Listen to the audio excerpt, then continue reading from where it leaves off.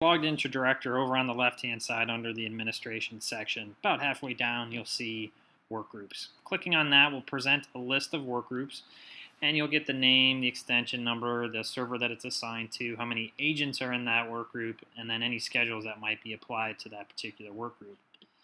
I'll go ahead and click on my TTX test workgroup here that I created. And there's a lot of information on this configuration page, but most of this stuff you will not change.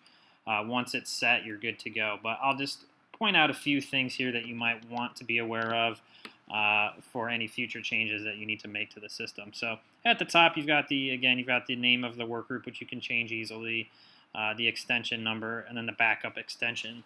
The backup extension is an internal extension. It can be an auto attendant, a user's extension, a hunt group, or even another work group. And basically, that comes into play when the server that this particular work group is assigned to goes down. So if for some reason this server is offline, it will automatically route the call to a backup extension. So using another work group is probably not preferable, but if you send that to another user extension or to a hunt group or some type of auto attendant, that would be acceptable there. And again, the system will route that call anytime this workgroup is unavailable. The workgroup server, again, that will stay the same, and that could be any DVS server or HQ server in the system.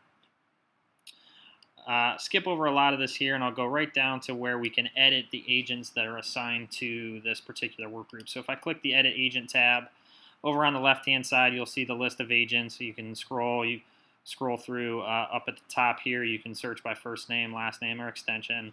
And on the right is the list of agents that are currently assigned to this workgroup. So you can remove or add any users that you want to this workgroup, and then click Save.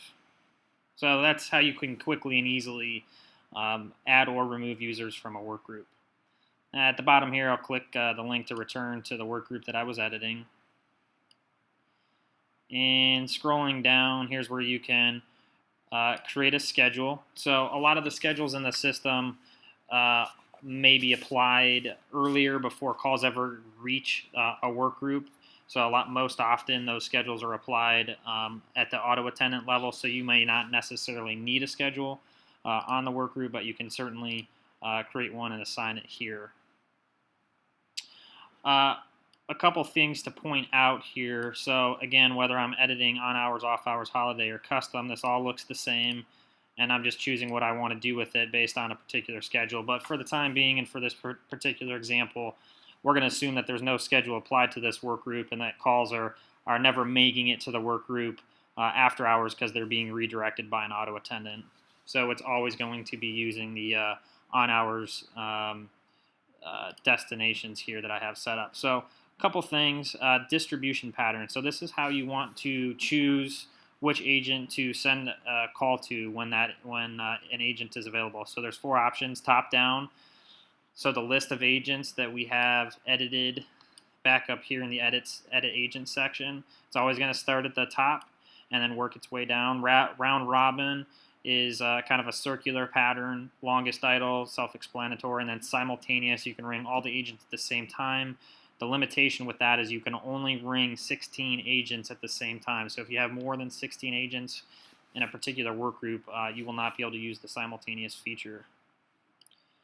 And then at the bottom here, we're just deciding what we want to do when we want to forward calls based on a couple different conditions. So you might always want to forward calls, such as an off-hours scenario.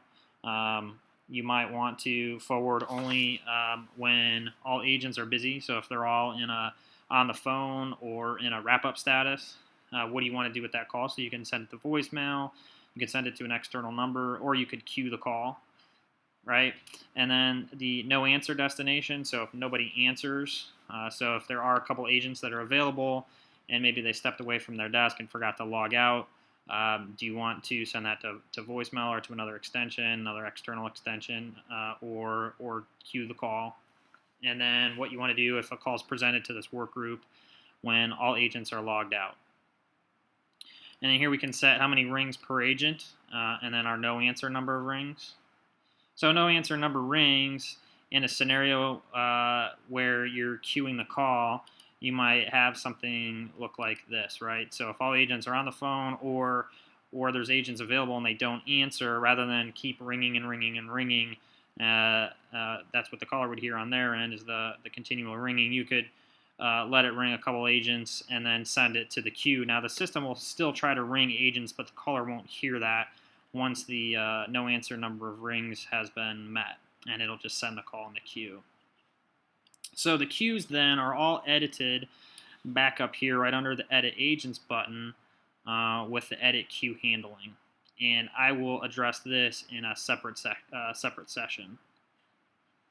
So that's pretty much it. Again, 95% of this stuff you won't have to change. And there's just a couple things with the name, the extension, the backup extension, editing the agents, the queue handling, and then some of the on hours or off hours routing that you might want to change on a day-to-day basis.